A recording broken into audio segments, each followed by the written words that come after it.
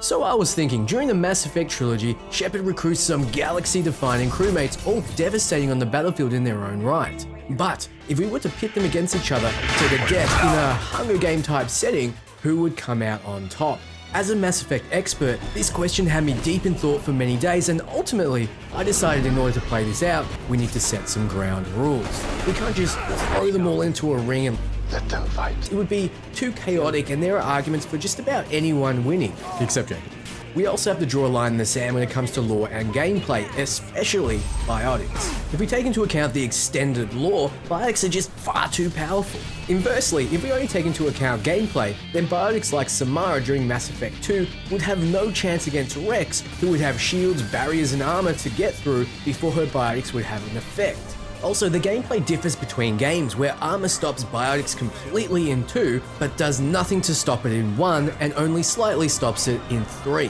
And then we have cinematics, where in some scenes, characters don't even use shields or barriers, like when Ash shoots Wrex. Let's just assume some of the lore and cinematics are a bit like Pokédex entries, with the writers embellishing things for effect. Not today, friend.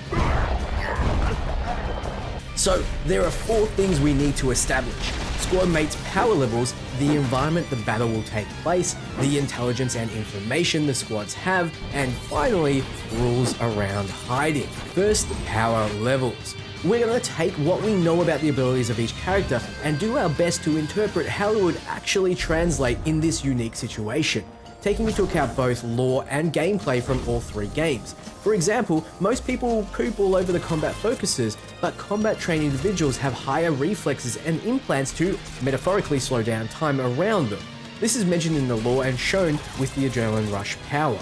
Power levels are the most opinion-based and potentially divisive ruling, so bear with it as there's no solid answer.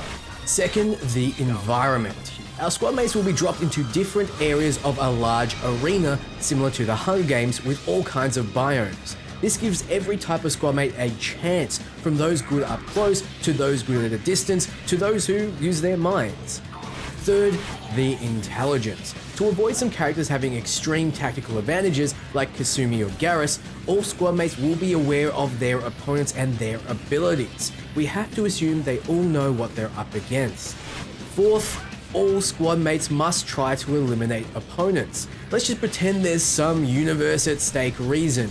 Without this one, we would argue that Kasumi or even Thane could just sit out the battle until the end, then take a favorable 1 versus 1 situation. When it comes to camping though, without the ability to do so, some squad mates would lose effectiveness, so it will be allowed as long as they're still trying to eliminate opponents. Now, final caveat, I won't be including temporary squad mates like Nyreen or Arya, nor will I cover Morinth. Before we start, I want you to all put in the comments who you think will win and why. Don't skip to the end, I'll know if you cheated. I'm watching you. So, in no particular order, first up is Jacob Taylor. Alright, what can I say about Jacob that hasn't already been said about herpes? I'm trying to put all of the hate he gets out of my mind to rate him impartially, but I really can't promise anything. The simple truth is Jacob just isn't that powerful of a warrior. You're forced to have him tag along during events of Mass Effect 2 as the Elusive Man sees him as an honest soldier that will humanize Cerberus, but he just isn't that impressive and you wouldn't bring him along otherwise. He's a vanguard, as in he's part biotic, part combat, but lacks the raw power of Wrex or the incredible skills of Thane and Javik, the other part biotic, part combat squad mates. His combat skills are arguably one of the lowest out of the combat able, and his biotic skills, including barriers, are the lowest out of the biotically able. One such example of this is during the mission to rescue him and the scientists on Garrus. He gets shot and wounded while under fire by a handful of basic Cerberus troops. Anyone else on this list would have easily mopped the floor with similar enemies on their own. Hell, Garrus held out against 3 merc groups solo with just a rifle. I know we're trying to take the cinematic with a grain of salt, but the salt flows like the Amazon River here. So, how would the fight go for Jacob Taylor? Jacob is a capable soldier, and against the rank and file he would stand out, but spoiler, he wouldn't fare well against the galaxy's best. He has biotics, but most of your squad mates have faced more powerful ones, including Asari commandos, and lived. He doesn't possess any outstanding tactical abilities either. Jacob would be one of the first ones killed, and I don't see him being able to beat anyone on this list in a straight up fight. The ones he might be able to beat one-on-one, and I underline might a few hundred times, like Edie or Mordin, are so incredibly intelligent and in Mordin's case, STG trained, that it's highly unlikely that they would be caught by surprise. So do Jacob a kindness and grant him his wish by setting him into the vents during the suicide mission. Jacob, you volunteered, so you're up. You got it, Commander. The final verdict, Jacob would definitely be killed in action.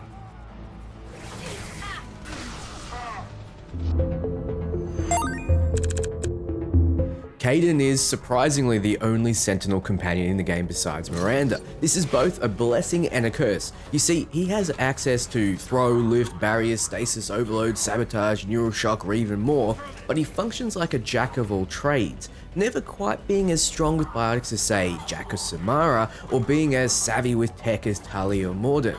He's also not as skilled in combat as a character with that speciality, like Garrus, Grunt, Zaeed, James, Ashley, or Wrex, but he does get to use an assault rifle. In Mass Effect 3, he gets accepted into the Spectres, and this does show his talents, but this is a battle against the other best in the galaxy individuals, and that gesture is mostly symbolic, a result of working so close with Shepard, and arguably a stunt by Udina. Even through his self-emission, his implants peak high, but not as high as Shepard's. It's rough sometimes, but they spike higher than a lot of L3s. Except for you, of course. I see him biotically on the same level or below Miranda's, but clearly above Jacob's, and both of them couldn't maintain the barrier during the suicide mission. So how would the fight go for Kaidan Alenko?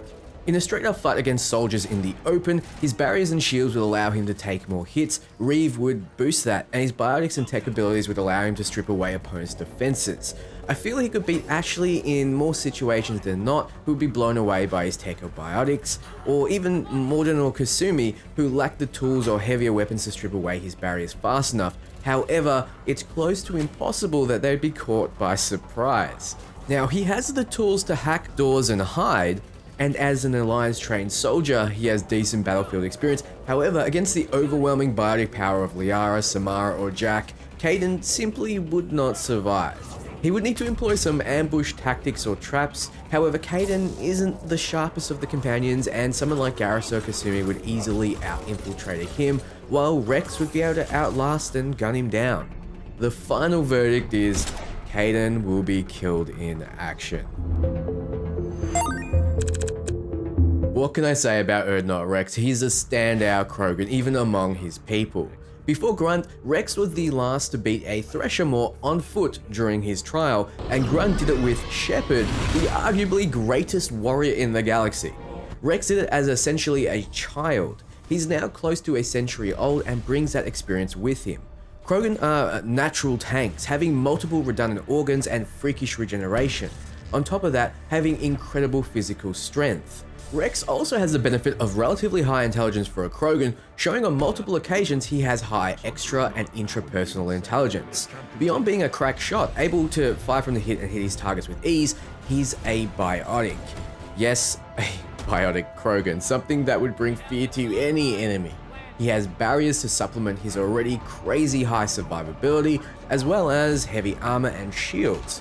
He can also use warp to punch through barriers and armor, and throw to ragdoll the rest. He also carries around stimulant packs to boost his shields and damage. I don't see many getting through his defenses quickly enough in a straight up fight, or being able to survive a blast from a Krogan shotgun or his heavy assault rifles. So how would the fight go for Wrex?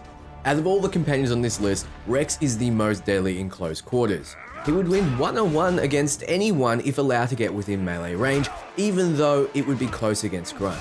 The inverse isn't true though, as someone like Garrus or Legion would have the upper hand at extreme range. Wrex isn't an idiot though, and would be aware of that possibility, especially since he'd be given that intelligence beforehand. Someone like Kasumi would be able to effectively exploit his blind spots and strike first, but if Wrex is on guard, this would just end with Kasumi being blown away. There is no indication that her Shadow Strike could take down both his barriers and shields, and he could easily just use his biotics to take hold of her, then he could ravage her in any way he wanted to. Now to address the elephant in the room, the scene where Wrex gets gunned down by Ashley's pistol if you make what I consider to be the wrong choices in Mass Effect 1. It's been highly discussed, so check out Reddit or many other forums. I've also talked to those at Bioware, and the conclusion is that it was a case of plot anti-armor. In many other situations and in all the texts, that kind of thing would have been impossible. So I'm going to put it out of my mind. I think the only way Wrex could lose is if he came up against a crack shot with a Black Widow at range or was outplayed. If someone like ED spaced or flooded the room he was using with her hacking abilities, but we can't account for those variables. Another possibility is fighting against a powerful biotic like Samara, but keep in mind Wrex fought Aria before to a standstill, so it's not like he hasn't the experience against those that can crush tanks with their mind. The final verdict is, we'll need to circle back to this later. Mordin Solus is a brilliant Salarian scientist, tech expert, decent singer, and one of my favorites. He was formerly part of the Salarian Special Tactics Group, which were essentially commandos. As a Salarian goes, he's quite old and quite wise. Like all members of his race, he requires very little sleep, and his reaction speed is naturally faster than those of other races. However, physically, he's quite a bit more frail. Also, Mordin isn't much of a soldier. In fact, during the suicide mission, he's one of the most likely to die. And if given any task to lead or hold the line, he will fail. We just hold the line. Personally prefer to get job done and go home. This means he wouldn't fare well in a fight not on his own terms. He does bring the strongest incinerate tech to the field, meaning he's capable of burning everything down. Notably though, he can melt armor and stop Krogan regeneration with it, and therefore is quite an effective counter to Grunt. A bit of poetic irony there. Explosives useful. Burn through Krogan armor. He's also been shown to employ Overload, even though he doesn't have it as a skill during gameplay. He can also use Neural Shock and Cryoblast, a mix of fire and ice, as well as his intelligence, knowledge of biology, and hacking abilities. These would all make him a very effective guerrilla fighter. Therefore, it's unlikely that he would be caught off guard or fight a more capable warrior under their own terms. Given enough time, like Batman, he could come up with an effective solution for every warrior on the field. So how would the fight go for Mordin Solus? This is one of the more difficult ones to analyze. If caught off guard, Mordin would be one of the simplest squad mates to kill, besides maybe Tali. He lacks any notable defenses or ways to escape. However, if he's allowed to plan, it could be quite deadly. I'm gonna have to say that under the circumstances, he's not given the opportunity to plan against every companion on the list, even though it breaks my heart and even though he's given the intel beforehand. It would just not be fair. During the Collector attacks, he quickly came up with effective countermeasures for the Seeker swarms, so it's likely he could come up with tactics or solutions biologically for the others. Even so, it's doubtful he could break past the defenses of any strong biotic or Wrex, as he lacks the tools. He doesn't have a concussive shot or warp, and he would only need to step out at the wrong time and would easily be dispatched by Garrus, Zaeed, Ashley, Thane, or even Legion. Thought I was harmless, did you? Not to mention that Kasumi could probably take him out with one shot, unless he develops effective countermeasures. The fight against Tali, your other pure tech squad mate, would be interesting, but it's likely he would simply outmatch her in both tactics and firepower. The final verdict, sadly, is that Mordin will be killed in action. Now, I've spoken quite a bit about other squad mates, but Tali Zaraya Vast Normandy is going to be an exception here. Spoiler, I never see a situation where she survives.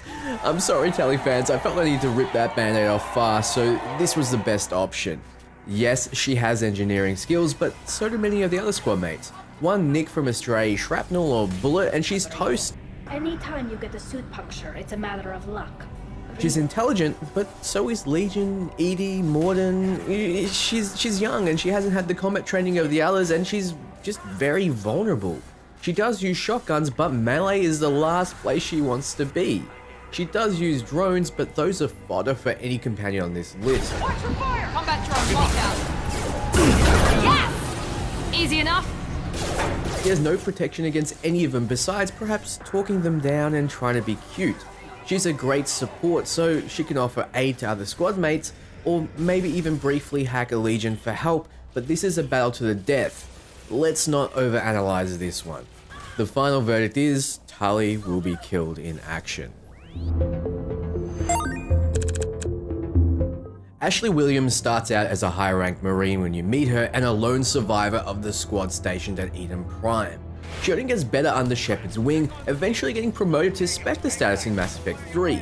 She's a hardened Alliance soldier with heavy armor and heavy weapons. She doesn't have any notable tech skills, only able to fix basic machinery or arm bombs when ordered, nor does she have any biotics. Notably, in a cutscene in Mass Effect 1, she can shoot and kill Wrex, but I'm striking that off the record, as you can shoot and kill her pretty easy in Mass Effect 3 if she doesn't believe you're not with Cerberus, and she's a Spectre at that moment. Protection-like shields vanish somehow in cutscenes but reappear in others like Mass Effect 1 when Simon shoots you during the Bringing Down the Sky DLC. All we can really establish is that she's a great shot with reaction speed to boot. So how would the fight go for Ashley? This one's pretty cut and dry. She's a soldier against relative gods. Even Zaeed and Grunt, who are both pure combat focused, outmatch Ash. Zaeed has the extreme combat experience and has lived the survival life. And Grunt has the tank experience and he's a perfect Krogan. Ashley would simply not be able to deal with the triple protection of Wrex or the overwhelming offense of someone like Jack. Kasumi would outplay Ash, and it's doubtful the intelligent characters like Mordin wouldn't as well. She's a great shot and wields a sniper, but Garrus and Legion would outclass her here as well. The final verdict is that Jacob will be killed in action. Also Ashley. Garrus is your best friend, protege, and even potential lover during the events of all 3 games. You see him grow from a rash C-Sec agent and Spectre potential, all the way to badass sniper rogue called Archangel. He single-handedly held the line against 3 dangerous merc groups intent on killing him. He held out so long that they were forced to hire freelancers to act as fodder. If you build him a particular way in Mass Effect 3, he becomes more deadly than Shepard in combat, but we won't consider this, even though it's actually pretty damn broken.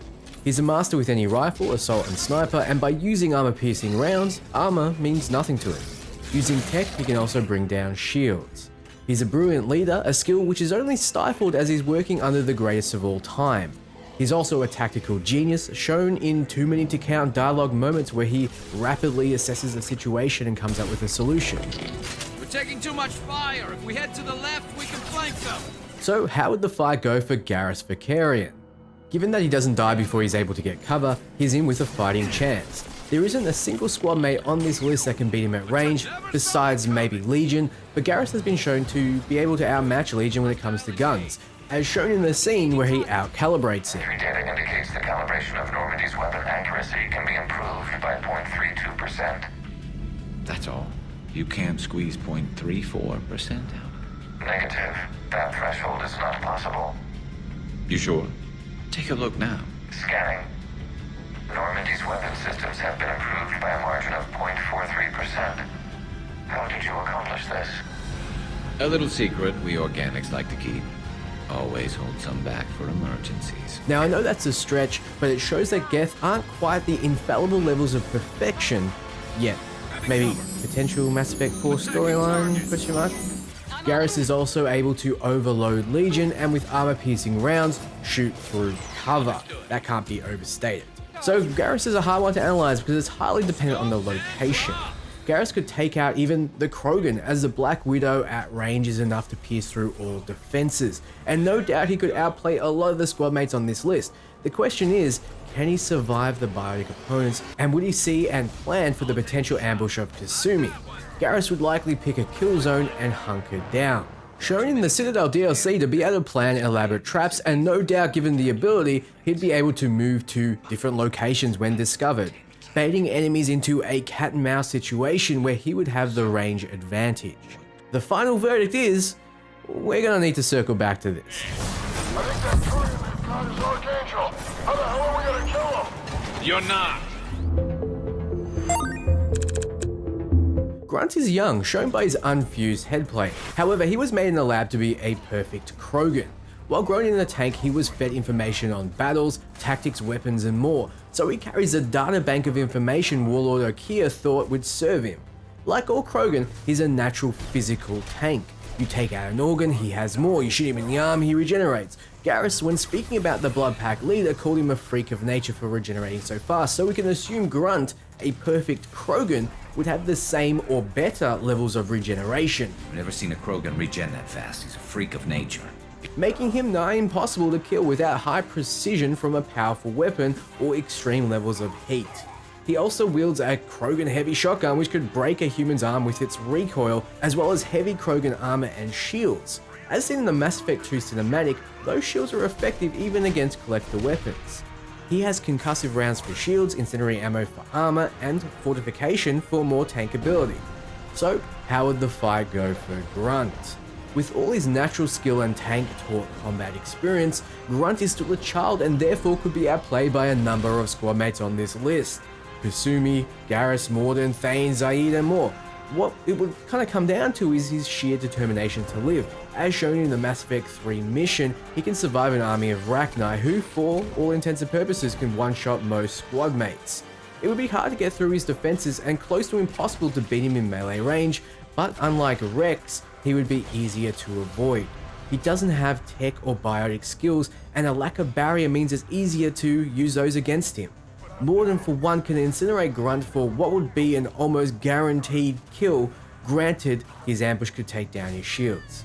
Thane would also have an easier time against Grunt than Wrex, Kasumi as well, not to mention powerhouses like Jak and Samara who could throw a car at Grunt or crush him in a singularity. Grunt doesn't have a lot of finesse and that would cost him as well. No doubt he would survive a free-for-all situation over someone less tanky, but it's unlikely he would be the last one standing. The final verdict, Grunt is killed in action. Kasumi Grotto is a master thief and as such, develops skills to go about her business undetected. She can break into almost anything. She's also an expert observer, often providing you insight about the crew when you talk to her. In fact, her only psychological flaw, a crippling one, is that she has a crush on Jacob. Disgusting. The final result is she's killed in action. But seriously, Kasumi's most notable ability is her cloak. She's able to walk even among the highly trained without being detected. In a battle to the death, this can be a game-winning ability. She can also overload shields and throw flashbang grenades to get away or to strike without retaliation. So, how would the fight go for Kasumi? This is the single most difficult crewmate to analyze, all because of her stealth. In the fight to the death, being invisible gives you a huge edge. She could essentially hide until it's just her and one other left, spring a trap and win. Hence why I had to institute Rule 4. It would all come down to if the other crewmates see her as a threat and understand her abilities and can counter it. I see Edie, Thane, Tali, Garrus, Legion, and even Mordin capable of this. Edie especially would analyze Kasumi as a threat and would try to employ countermeasures. Thane, as a master assassin, would be hyper aware of his surroundings. Legion, as a Geth, may be able to detect Kasumi as light spectrum vision isn't the only way Geth observe their surroundings. In which case, does Kasumi get killed? Potentially. It's shown in the suicide mission that she shares an extremely high chance of getting killed with Mordin, as well as not being particularly good in combat situations. So it's clear that if she's seen and if she loses the element of surprise, she would be killed by almost every other squad mate on this list. And this hurts to say, yes, even Jacob. Especially Jacob, since she's shown to be easily whipped by trash men. She doesn't have the defenses to stand up to heavy weapons or biotics. During her loyalty mission, however, she shows extreme athleticism, able to climb and jump her way onto a moving gunship. Maybe she makes it to the end, but I'm not so sure she can actually kill anyone that could make it to the end if they're aware she remains. It's shown in gameplay that her Shadow Strike, even on normal difficulty, cannot one-shot most enemies. Someone like Wrex could turn around and take her out before she can escape. So as far as how she would fare, I think she would be the bane of many squad mates, but ultimately, the final verdict is she will be killed in action. Jak is the most powerful biotic warrior humanity has ever seen, also known as Subject Zero, whose power was born after extreme experimentation by Cerberus when Jak was just a child. Experimenting on humans? That kind of crap is what makes Cerberus start to seem like a good idea. Never used humans myself. Disgusting. Disgusting. She was conditioned to kill, being injected with narcotics when she did so. And as such, she doesn't hesitate and she does what it takes to survive. This gives her an extreme advantage in a battle to the death. Unlike some of the other biotics on this list, Jak excels up close, wielding a shotgun as well as preferring to biotically enhance her punches and send out shockwaves. She doesn't rely on armor, instead uses powerful barriers for protection. Kaidan was equipped with L2s and Shepard with L3s as of Mass Effect 1, well, Jack has L5s. Biotically, she's one of the most powerful on this list, but lacks weapon or basic tactic training. She does, however, biotically enhance her ammo to be effective against any defenses. So how would the fight go for Jack? There are very few who could stand up to Jack conventionally. As shown by her recruitment mission, she can rampage through a facility designed to lock down the most deadly people in the galaxy without even trying. She can knock around and destroy an Atlas mech solo and maintain a powerful barrier enough to protect your squad during the suicide mission. However, she does get captured twice, once by the Blue Suns where she's caged on the Purgatory, and a second time by Cerberus if you don't help her in Mass Effect 3 at Grissom Academy. So she's not all powerful. A talented assassin or an intelligent operative could set a trap and ambush her in a way she couldn't defend against. A concussive shot to take down her barriers followed up by heavy fire from someone like Zaeed or James could take her out, as well as a long-range sniper. She's not so good at a distance. Though these are fairy tale situations in most cases, Jack would just simply crush him. Jack would defeat most other biotic characters except for Samara. Yes, Samara the Asari Justicar has far more combat experience and is seemingly more powerful biotically as well. So between her fighting style and her lack of finesse, I see Jack painting a huge target on her back. Breaking through walls and rampaging wouldn't work for long. So, the final verdict is, Jack is killed in action. Samara, like Wrex, is nearly a century old and extremely skilled because of it. She's an Asari Justicar, an order dedicated to justice and fighting evil, basically paladins of space. The order often has to fight extremely powerful groups or biotic users alone, so Justicars are often respected and feared. Samara's abilities reflect that. She's talented with weapons, even using assault rifles as an adept, but her real strength is her biotic abilities. Out of everyone on this list, they are arguably the most powerful, able to fling things and people around like dolls, generate powerful barriers and reave defenses away to supplement hers. She's hunted specters before and only failed to capture Nihilus because of her code forcing her to save innocents instead of chasing him. She's arguably more powerful than Arya, who could compete with Wrex evenly in a fight. She's also more powerful than long-term Ardak Yakshis, who are essentially sex vampires who grow biotically stronger with every kill. Each encounter gives her strength. The effect is narcotic. There is no situation in any of the games where she's taken advantage of or defeated, except for her loyalty mission in 2, where Shepard steps in so she could be killed by her daughter. So how would the fight go for Samara? One-on-one medium range, I don't see any character beating Samara in a fight. Like many others, if lined up, she could be taken out at range by snipers. She could also be ambushed or outplayed by the sneaky or intelligent characters. However, she's been shown to have crazy strong barriers, and no doubt in a combat situation, they would be up. Like Jack, the raw power would be overwhelming, however, Samara is more subtle. Years of tracking and hunting down her targets make her a master tracker and able to employ tactics that don't involve smashing things. Yes, Nihilus wasn't captured, but that was due to her code, and in this particular situation, without innocents around and her code dictating she kill or be killed, she would not hesitate to unleash. She's highly intelligent. I see her most difficult fight being against Wrex, who would stand up to the punishment she can deliver with his 3 forms of defenses. Someone like Ash, James or Zaeed could concussive round her barriers to try to take them down and then unload mags since she has no real armor. However, it's shown on multiple occasions that regular Asari need more than one concussive round or warp to lose barriers, and she's no ordinary Asari. In Mass Effect 3, we see regular Asari soldiers holding a point with barriers against explosives. Liara mentions after she sees a fight with another biotic that barriers are important. But her barriers needed practice. Practice I'm afraid she won't be getting. So I don't see her, Jack, Miranda, and definitely not Jacob winning against Samara. One trump card would be Thane and Kasumi. Could Kasumi ambush Samara during an opportune moment and take out the most powerful contender? Probably not, as Kasumi wouldn't put herself at risk like that. It's shown that she'd rather avoid those kinds of fights and only strike when it's a sure thing. Could Thane assassinate Samara? Possibly, if he could stay at extreme range or get up close. Even so, Samara has defeated similar tactics before in her youth. The final verdict? We'll need to circle back to this. Liara, like Tali, is going to be a short one for me. Liara is a powerful biotic but very young for an Asari. Although she's shown to have extreme talent, she's still only talented for her age. Compared to Jack and Samara, she's quite a bit outclassed. Yes, she can detonate her own combos in game, but any biotic in theory can. That's all she has as well. She's a scientist, not a soldier. As much as we love her, she would struggle against seasoned warriors. Even Zaeed, who would probably be dispatched by Samara, has had experience taking out Asari before and would be able to handle Liara.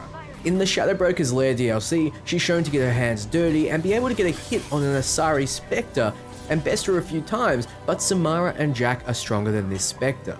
Liara is powerful, but not the most powerful.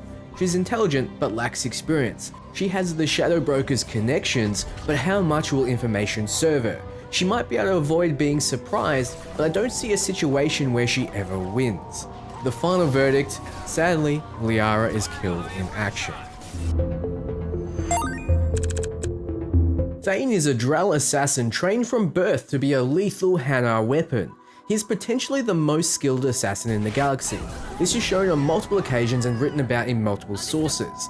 He essentially stops Kaidan while crippled with a debilitating disease that's not long from killing him.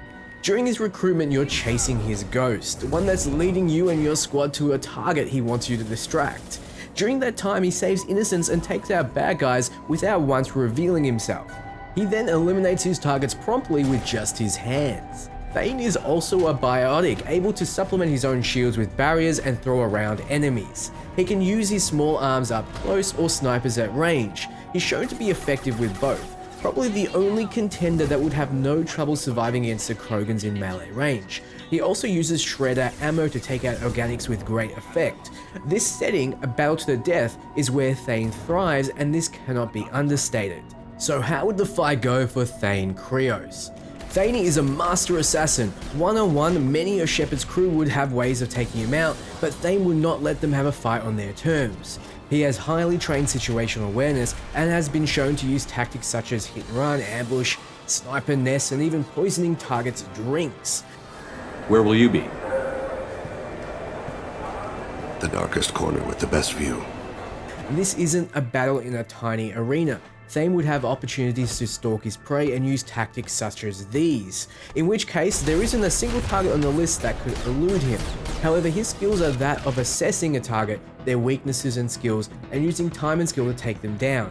In a situation where he's against multiple highly unique and powerful opponents, some the best in the galaxy in their own right, he would be at a disadvantage. No doubt he could take out a target of his choosing, but would he survive until the end?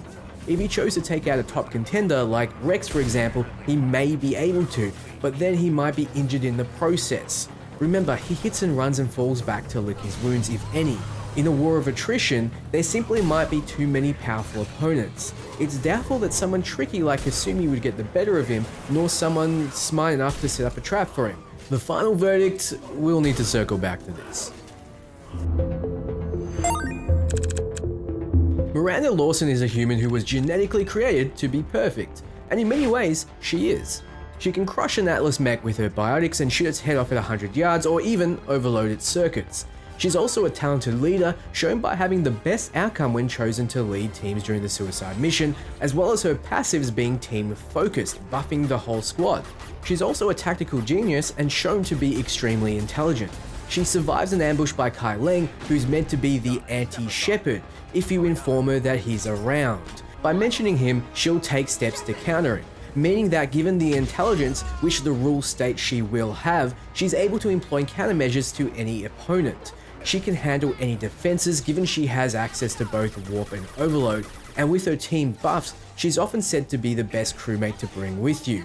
That aside, like Kaidan, she's a jack of all trades and master of none. There are those better with weapons like Garrus, there are those that take more punishment like the Krogan, and there are those that are more powerful biotically like Samara, shown in how she fails to keep a barrier up during the suicide mission. There are those who are better tactically like Thane, and so on. Also keep in mind that Kaidan still injures her when she's prepared. So how does the fight go for Miranda? Let's not beat around the ass. Not so well. She would be able to hold out, maybe even take a few crewmates down. She's highly intelligent after all and has the abilities to handle any situation. However, she's against the best in the galaxy. I'm not sure how she survives against Thane, Jack, Samara, or Wrex, for example. She also might be put in a situation where quick thinking and adaptability don't matter. Raw power could just win. Or maybe she's put in a situation where she can't overcome it, like Edie locking her in a room or Garrus sniping her from afar. It's shown during his recruitment mission that Miranda really didn't have any suggestion how to take on Garrus. He could have easily sniped her as soon as she got off the taxi. Miranda does have shields and barriers, but her armor is light at best, and her sexuality would not give her an edge in this situation. It turns out there is one thing primitives are good at. The final verdict is, Miranda is killed in action. Legion is a specialized Geth platform made for communicating with organics. It's inhabited by over 1,000 Geth platforms versus the usual roughly 100. Over time, Legion has been shown to recognize itself as an individual, multiple occasions showing irrational thought, which is an organic trait. He does have the ability to adapt and understand human tactics. He favors a powerful Geth sniper rifle as well as using tech abilities to supplement. Like all Geth, he has powerful kinetic shielding and also has pieces of N7 armor, making him not so easy to take down in theory, because this is shown to not be the case in multiple cutscenes, so many that you have to take it into consideration. For example, during his recruitment, he's knocked out by a husk, an enemy that no one on this list would have trouble with. So in some ways he's unique, but in others he's just a basic Geth. With that being said, let's assume he's more survivable, and let's assume he has robotic precision with rifles, making him deadly at range. Understood. Gunfire. Whoever that was, they're a good shot. He's also able to speak to machines, making him able to hack doors, send drones, hack robotics, and set traps. So how would the fight go for Legion? He would have to employ similar tactics to Garrus, setting up a nest and defending it well. His one major advantage is that Kasumi and other tricky or sneaky opponents would have a difficult time getting the jump on him. Though Geth know the theory, they're still relative children, wanting only to live, learn and grow. Against more experienced opponents, he will be outplayed. Diversion tactics would be especially effective. The decoy ability from Edie, for example. He's also very vulnerable to tech abilities and hacking, so most opponents on this list would have some way of dealing with him. Legion is more or less countered by both Edie and Tali, given they don't get ambushed. How could he last against someone that could hack him? That being said, not being organic also has its advantages. He doesn't need to sleep, eat or rest. He's able to outlast all opponents and could camp better than anyone, able to stay hidden until Jacob walks around the corner, Legion revealing himself to kill steal from the rest, and with that kill, isn't Legion the real winner? However, being revealed, he would most likely be overwhelmed by power from a biotic, hacked, overloaded, or more. The final verdict is, Legion is killed in action. Zaeed Masani is a co-founder of the Blue Suns and is a highly skilled bounty hunter and mercenary. Bounty hunters aren't dependable. You're not hiring the right ones.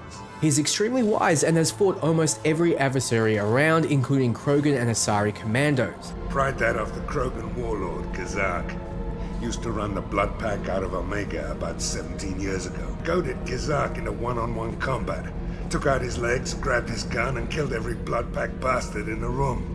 He's a soldier with the reflexes and combat skills to boot. He has concussive shot for barriers, disruptor ammo for shields, and inferno grenades for armor. His passive ability in ME2 shows that he is talented with weapons as he gets crazy weapon boosts. He has heavy armor, uses heavy weapons, and does what he needs to do to get the job done, even burning down whole factories. At medium to long range, he's extremely deadly, using snipers and assault rifles to lethal effect. During the Citadel DLC, he's shown to enjoy setting traps alongside Garrus. So, how would the fight go for Zaeed? He's talented, skilled, and has a tool for every form of protection. There's no doubt he's a lethal opponent. It's unlikely that most other humans could stand up to him if it was a 1 versus 1 situation, except for maybe Jack and Miranda. However, he isn't invincible. In every unique mission you have with him, he has the potential of dying. His group of mercs take him out in Mass Effect 3, whereas that same group would have been pie for someone like Grunt or another pure combat soldier. He's combat wise as shown during the Mass Effect 2 loyalty mission, but he isn't next level intelligent like Mordin. He would likely be outplayed by other squad mates on this list. Even so, the raw power of some would simply be too much. How does he stand up to being thrown around like a doll? The way Zaeed wins is employing dirty tactics or hunkering down like Garrus and Legion, and that would only serve him until he's caught by someone who does it better. He would no doubt take someone with him, but the final verdict is Zaeed will be killed in action. Javik is the last Prothean, awakened by the crew in order to learn more about the Reapers. What they found was the Avatar of Vengeance, not a scholar or a scientist. A Prothean warrior skilled with assault rifles and employing powerful biotic abilities. Uniquely, he has a Dark Channel ability which damages enemies over time and spreads. This is effective against hordes of Reaper forces, but not highly talented individuals. He can also use lift grenades and throw enemies around with biotics. He has the typical defenses you expect from a Vanguard, however none of these are notable compared to the others he's facing. We have very little information on him since he was a DLC during the events of the third game and is intentionally a mystery, but we can establish enough. So, how does the fight go for the Avatar of Vengeance? Like hinted at before, Javik is good against fighting hordes of Reaper forces, but against highly talented or intelligent individuals, he lacks the tools. He has the ability to read genetic imprints on objects, making him good at surveillance or finding targets, but he has no way of getting through heavy defenses. Wrex and Grunt would absolutely decimate him given a fair fight. Javik is willing to do what it takes to win, but he doesn't have the intelligence or tactical genius to win against those who do. Nor was he trained to. He was born in a war against an overwhelming horde. Even so, I don't think he could take down many on this list besides Jacob. The final verdict is, we brought him back just to kill him off. He is killed in action. There's nothing I can say about James Vega that hasn't already been said about other human soldiers, but I'll try. Never used humans myself. Disgusting. He uses an assault rifle to great effect. He has heavy armor supplemented by fortification. In fact, in Mass Effect 3, he has the highest health and shields. He has frag grenades, incendiary ammo, and carnage. Overall very effective against armor. But that's it. He struggles against barriers and struggles even more against shields. He functions in close to medium range settings where there is a lot of competition. James is a talented soldier, but he's against some monsters, and getting up close to Wrex or staying at medium range to Samara is a death sentence. He isn't particularly intelligent, loco, or wise, or has any sneaky skills. If this was a pull-up or cooking competition, things would be different, but let me just call this now. The final verdict is, James is killed in action.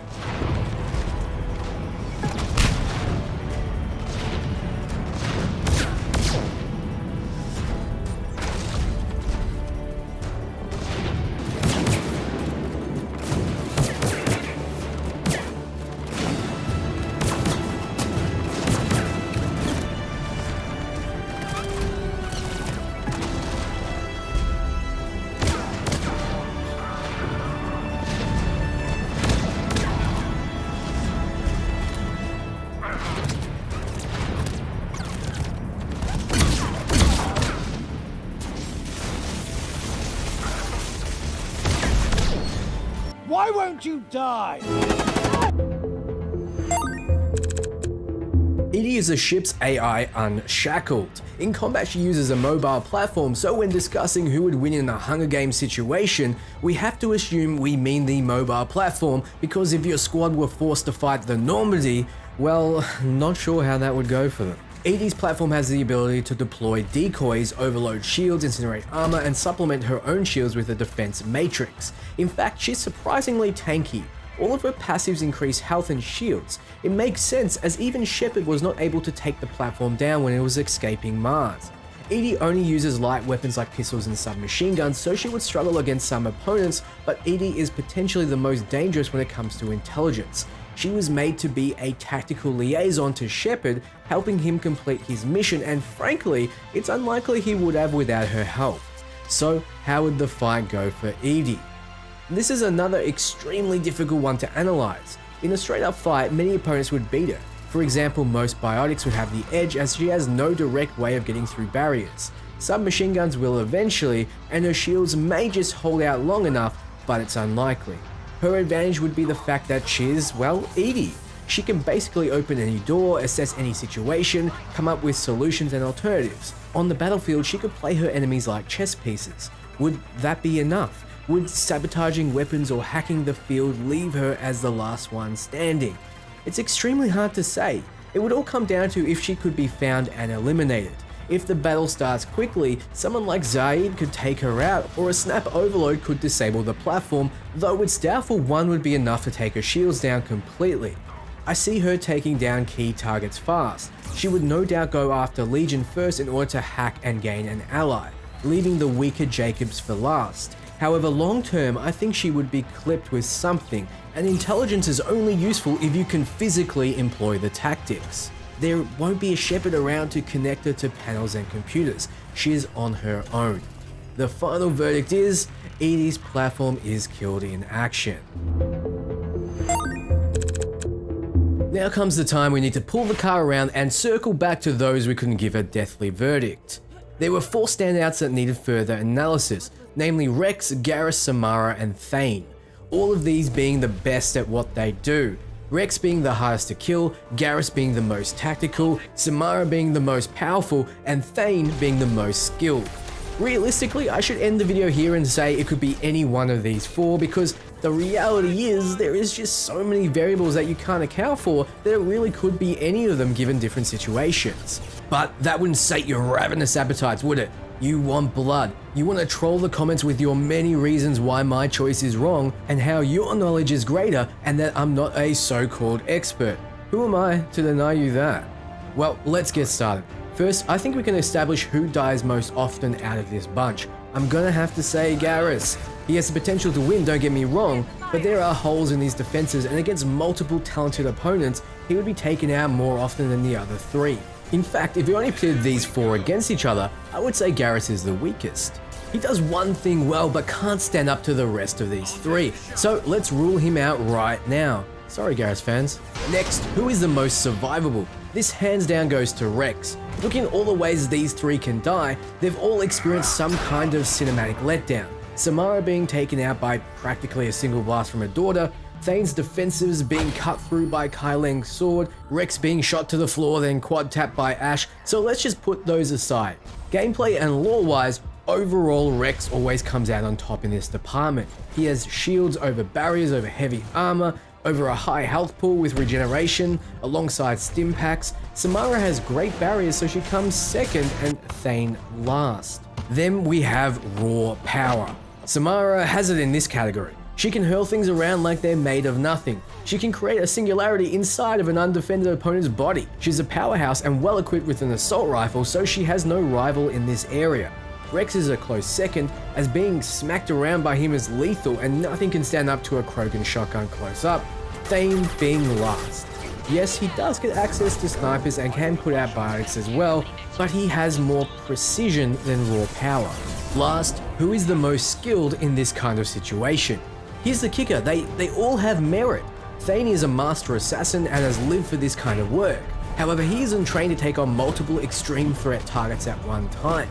Samara has hunted enemies in cat and mouse situations before and has lived a long life full of destruction. The same can be said about Wrex, except he has also risen to the top of a society that values strength above all else. So given these 3 points, we can eliminate Thane. It feels almost wrong to do so as it seems like he would be perfect for this, but like I mentioned, he would have to fall back to lick wounds in many cases, and I doubt he could keep it up long term. And that's even putting aside his Keppel syndrome, which makes extended fighting difficult. So the final fight would be between Samara and Wrex, the unstoppable force versus the immovable object. A lot of you knew it would come to this. Either way, I'm annoying somebody, so let's finish off this battle royale. If we hadn't set these rules, the clear favorite would be Samara. Knowing what we know about biotics, it would just make her absolutely unstoppable unless attacked by multiple skilled opponents at once. However, this isn't the case. We're taking gameplay into account, and gameplay-wise, if we were to somehow mod the game to pit Wrex versus Samara, she wouldn't have a chance. What is the middle ground though? What is the most realistic interpretation? After weighing everything up, I have to say that Wrex wins more often than not. He survives almost every surprise attack, whereas Samara doesn't. He survives drawn-out fights, survives a Hunger Games situation with no food and water. Hell, his species is known to drop into inhospitable worlds just to see how long they can survive. He has strong defenses, including regenerating from injuries. Even if a strong biotic could throw him around, he can and will survive. And all he would need is to get one clean shot off through the defenses to succeed. Perhaps some would make temporary alliances to take down the high threat squad mates, which would be Wrex. But that's a social variable we can't account for. During the Citadel DLC, all your squad which join you for the fight constantly brag about having Wrex on the squad, that he is their trump card. We have a Krogan, they say. Can you really argue with the sentiment of your whole squad? They still got the Krogan, so it kill them. Someone can try. With that being said, the battle goes to not Wrex. So how did you do? Who did you pick? Do you agree with me, disagree? Let me know below. I played through the Mass Effect Trilogy over 10 times each, but this was the hardest situation I could think of. There really isn't a right answer. If you appreciate this content, help me get to that 250k and put yourself in the running to win the legendary cash. Until next time, ciao friends.